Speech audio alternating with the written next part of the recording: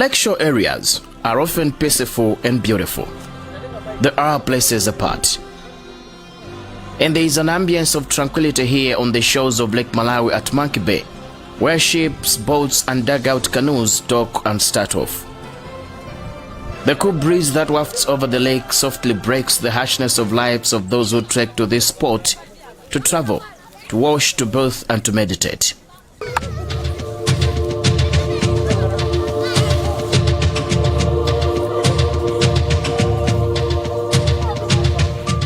The glorious colors on the lake reflect nature's astonishing handwork.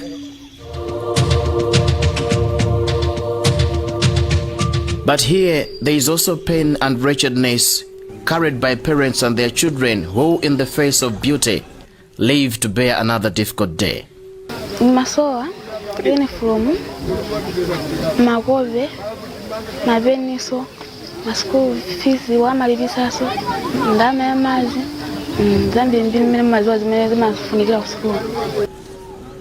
For girls from communities surrounding this old harbor, what are seemingly small requirements to keep them in school are hard to find. So they gradually drop out of school to try risky ways of survival. So these shows are also a symbol of dejection. Kusowa kwa muna kwa ndrama ya mazi amalipisa ku school ndrama ya mazi makondo ovutika kuti apeze ndrama yoti alipiyana school sanga itezi ndi ana apeza kuti akubwerera ku school chifukwa chosowa fees. Poverty and inequalities that haunt people in villages surrounding this old waterfront are not unique. In a foreland some 15 kilometers away, locals are also grasping at the straws in several aspects of their lives. And they are seeking rapid redemption.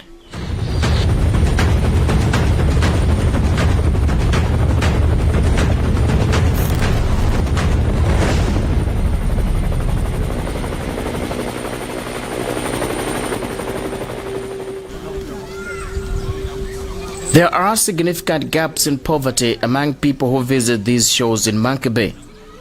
Some are here in search of survival, to work in small restaurants whose customers are regular visitors of the lake, mostly fishermen. Others arrive at this place with huge loads of cargo for their respective businesses. Then there are young girls who also come here to make a living, away from classrooms, pushed out by their parents' poverty. Ana menewa abanga zimene zifamuna chonera zinthu zina anzawo ina mwina uchita bwino mwina kuva zooneka bwino ku school mwina kapena atenga ku school ndrama majera ndi zimene zimapeza kuti ana aja amati iwe ndrama kuzipeza bwanji ndama mwina amafotokozana kuti iwe kuti ukhani ndrama yojera ipange njira ndama zana aja mwina kusokonekera opeza kuti mwina akutenga mimba zosayembekezera ifana kuti kusilira anzawo mwina mavalidwe awo kapena ni ndrama mwina akutenga ku school zimene mapangisa. This 15-year-old girl, Hawa Saidi, was pushed out of school just a year before she could sit for a primary school leaving certificate of education examinations. Pervasive poverty and persistent cultural values, including forced marriages, pushed her out of her home to the lake, where she ended up working in a restaurant. She still harbors a distant nostalgia about her dreams which crumbled 4 years ago. It was when she could no longer go to school barefoot, on empty stomach, without writing materials and various monetary contributions. Inedi ndikamaona nzanga kupita ku school ndimasirilabe koma chifukwa cha umphawi umene makanika school. Tumene mafunika ine zonse zimene ali ndazangazo zoti zowana ku school zimene mafunaso ine. Makope sabato mukuona pano tikuyenda be. She wakes up every morning with a faint vision of life. It is a scenario that repeats itself among several other girls who drop out of school due to poverty. And for some, the aftermaths are often worse. Hawa admits that she knows several girls of her age who engage in life-threatening activities just to survive. She prays she will not have to go that far. Asika naye nawa muzilu zawo. Akamasatira ndrama kwambiri ena maoneka kuonongeka ena mmaona mawalalamu ena mmabalamu sikufuna koma chimachitisa ndi umphawi.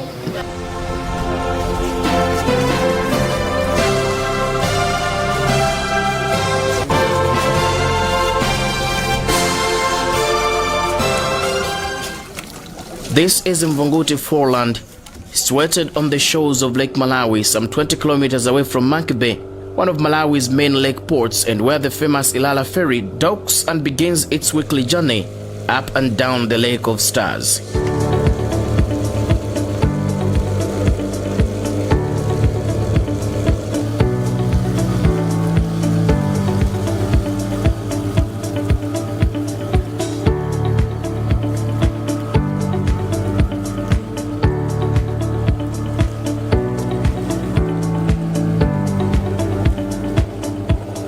At the foot of a range of hills, the place stands uniquely. Spots on its western edge provide vantage points for sighting big ships that elude it as they roar up and down on the lake. Since it was first inhabited over half a century ago, there has been gradual progress, better and worse. Makola athu kuno anabwera chifukwa chozazisakila kuzazipezera kuzonena choncho nde ataona kobwino kumudzi kuno chifukwa chake anangokhadzikika kukhala ngati kuti dzika yakonkuno koma kuno sikwawo. Those who live here struggle to access mobile phone network, have no school or health facility nearby, and live like outcasts. But electricity is coming, and that offers a glimmer of hope. In the meantime, accessing electricity and mobile phone network remains a significant challenge. It is either by an arduous trek through rocky and rugged footpaths, or the more convenient engine boats, or slow and dangerous dugout canoes.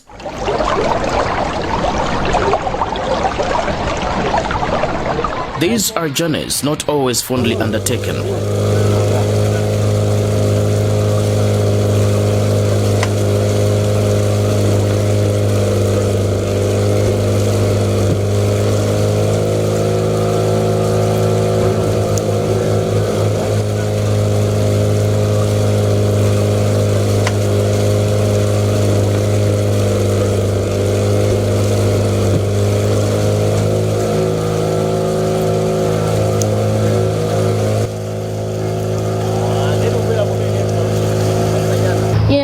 Nkhani ndupita kumvunguti pasisi lukacheza na bwenazi longwanga. Mupita ukacheza? Nde mwakwera boti? Chifukwa chani? Chifukwa feyo kusiyana kuti tiyende phiri yangu ndiye boti.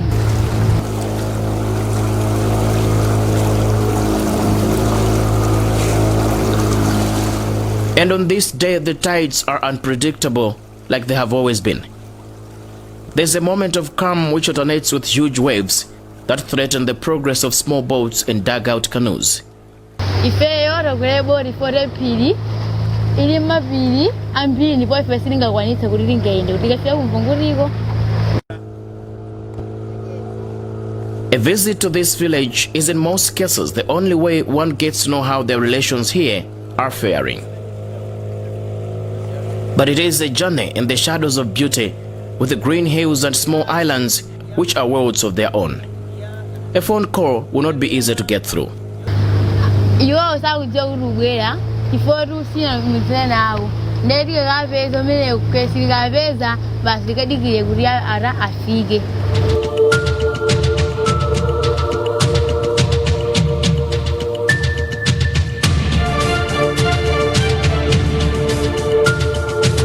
Mvunguti village is crude and in a particular way full of paradoxes. It harbors optimism and dejection. It is full of life and boats. The main money. It is first made here, but spent several kilometers away at Monkey Bay and elsewhere. The absence of a health facility means many things to those seeking its services. When operators of these boats are not available, expectant women deliver on the sands of the shore, undermining their dignity.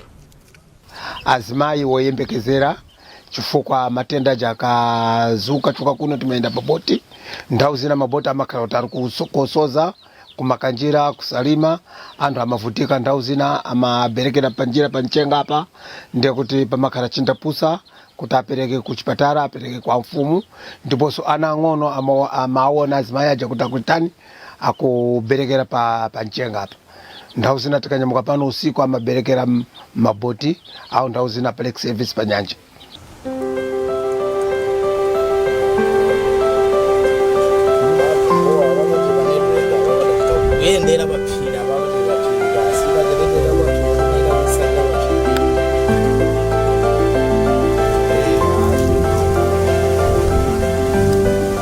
Kondowe appreciates the importance of telecommunication in the advancement of people's health.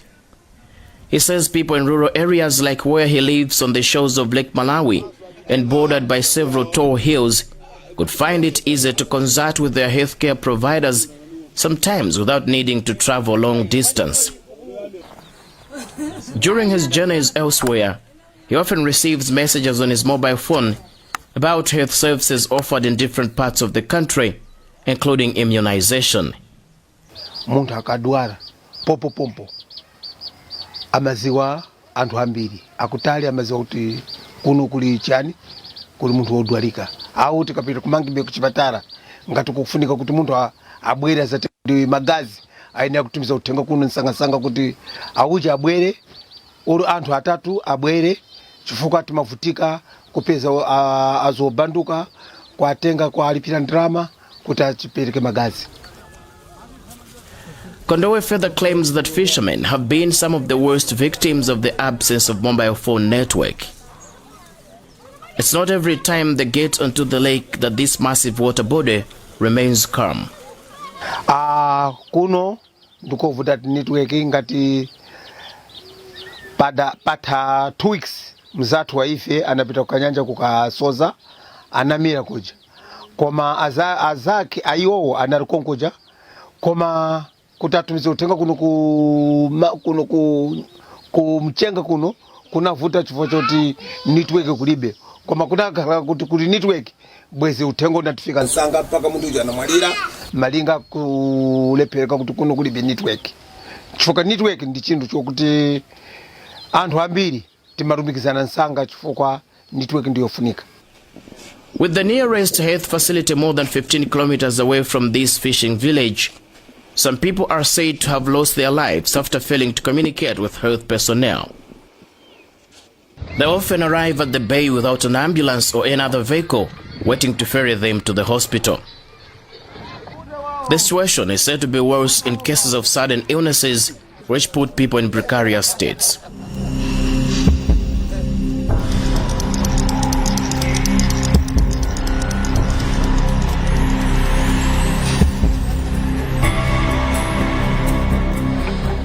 Chesa pano pesa muda akoza kutani masiku alimezi marungu akoza kumpeza muda mwazizizi nje atakutamanga atiende pite kuchipatala kunyamuka yapa tichite kutumisanda kuchipatala ambulance ifike hapa maropo tilibe paka poka tafika kwa kumonki beko kutapesa ndichazo bana network nje tiembe kulimikisana nao nje distance yochoka pano kafika kumonki be ndi mtunda utali.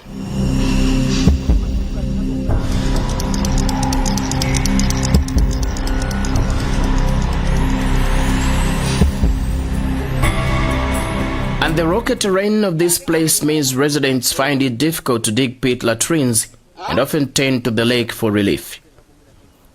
The habit reduces human well-being and social and economic development. But residents of Mvunguti are adamant about moving elsewhere. They have lived here for as long as they can remember. Their lives and death depend here. The lake has always been their companion, sometimes their grave. Amayena achi anapita kuchipatala malinga ndikuvutika kuti kuno kuchoke anthu akapereke magazi au kuti anthu tipite nsanga kuchipatala or kuti titamangire kuti tiitane maboti tinyamule utende uja tipite kuchipatala amayi aja anamwalira.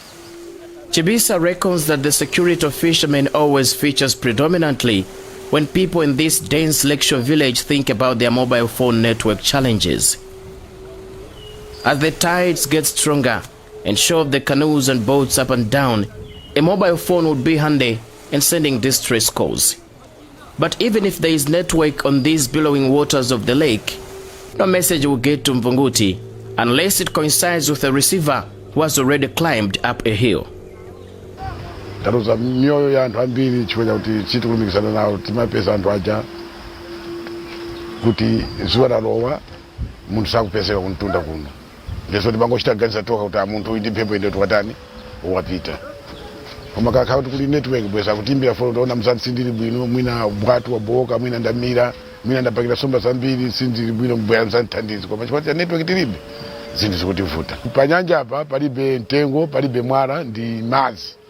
Ndiye kutheka kuti munthu kumpeza chinthu ngati mphepo kukwatisa wanawa ndi munthu walimba kwambiri chifukwa mphepo ndi mtunda wa madzi sizikutani sizikugwirizana chifukwa mulibe mwala mulibe mtengo kuti mwina timpeza pa mtengo tikuziwa munthu basi wapita. Just by its nature, despite that the lake provides a convenient source of fish, transport and water, it has not always been a fisherman's completely true friend. It is a slowly surging force of nature that is sometimes too unpredictable.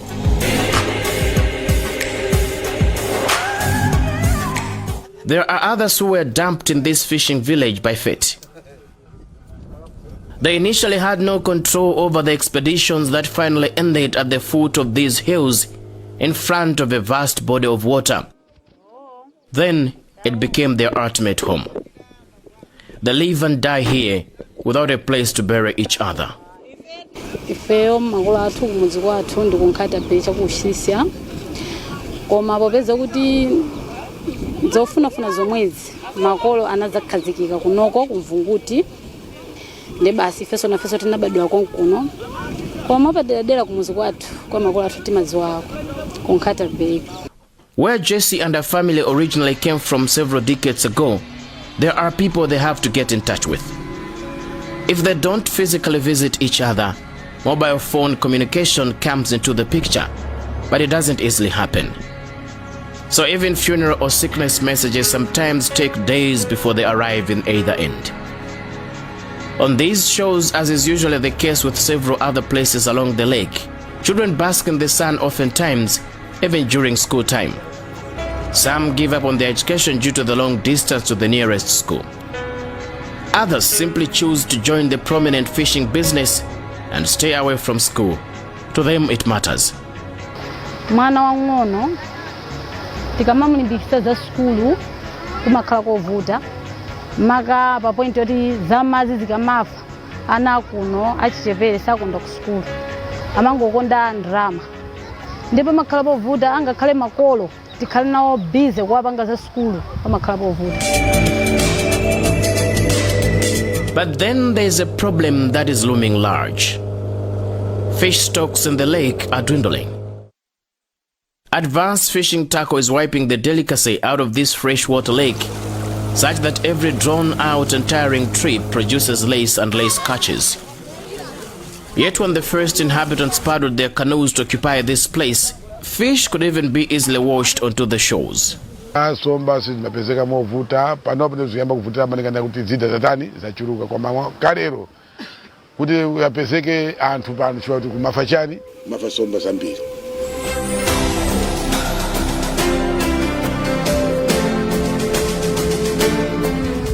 Business ya ikuli mene timapanga kuno ndi ya nsomba tikapha somba ndi makhala ngati ndi business ya ikuli mene timadalira kuno kunyanja. Today it is a place and a moment in time where inhabitants of this foreland feel that sentimental longing to the beginning when everything seemed possible.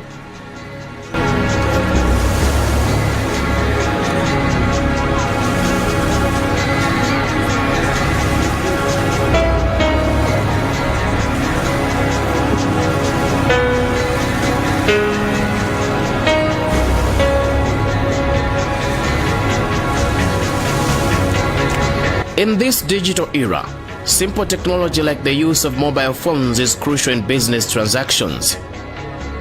But such services are not easily available in Vunguti, where some people claim their businesses have plunged because they could not link up with their partners. Msumba says he has failed to progress in his fishing business, sometimes because meetings have failed to take place due to communication challenges. Ndifuna munthu akatukule injini ndi business yapadera koma kutumikisana naye munthu uyu ndama ndinazo koma kutumikisana naye zikukanika. Muyafunika kule somba koma kumaroko kufunika kuti ndimimbire phone munthu uja kuti abwanji kumeneko somba ziliko ndikoza kuononga transport kupita kumene uja atakunisomba lero kulibe. Ndio business yanga yatani yaononga chifukwa ndame jana chote transport ndio ndinaononga ndrama. For the family of Stanley Msisia, whose house is perched on a rocky hill, which others at the foot have to constantly ascend to access mobile phone network, the whole thing produces several disturbances. Stanley's wife Gracie states that sometimes they fail to sleep at night, as the spot that surrounds their house is crammed with searchers of mobile phone network. There even are visitors who overwhelm them in desperate efforts to get in touch with relations. Mauthenga amafikira sokulumba konkuno usiku tofu kuti makhati kudzuka kumapita kukaperekera mauthenga ndi amaliro matenda zosiyana-siyana zimafikira pompano. In a way, this hilltop family has become a savior in this tiny and compacted lakeshore village with its undiluted beauty reflected in its ambience. Ndewe nali yese ngati pamuzipana akakhala kumaderako amatheka kuti chikaonekera china chake amapasana ndi kujeni nambala ija yapano ija kumane kuti kodi pamene kungagwire network kuti tiperekere uthenga kumfunguti ndi amapereka nambala ija nimeti amagwisira ntchito ife uthenga ukatipeza timaperekera makomo mamudzimu. As she stares down the sparkly waters reflecting the blue sky, Grace wonders whether the numerous boats and canoes that dot the shores of Mvunguti village still hold these people's future. Her own family is experiencing a drastic decline in catches from the lake. Residents are either confined to their village or have to navigate the hills on the hamlet's western border to reach Makbe, where they find most basic necessities. Mayendedwe apanyanja kupita ku bay kakhala kuti mabota awo sachoka kupita ku chipholi pamakhala vuto kuti munthu akafike ku bay ngati oro wapezeka kuti wadwala kapena ufuna upite ku chigayo pamakhala povuta mayendedwe ake chifukwa kuti njira yake ndi yapasi kulisomyala. There's a mobile money service in this lakeshore community. But if you send money through the system, you have to be very alert to ensure it gets to its recipient. Otherwise, due to communication challenges, there always is that threat of the money getting stuck with the agent for days before information trickles in about who it belongs to. In the waning light of the evening, boats arrive on the shores carrying passengers from the main harbor, situated several kilometers away. And on our return from Mvunguti, a village with its life largely fulfilled elsewhere, we are in touch with reality once again as the network bars on our mobile phones begin to rise again.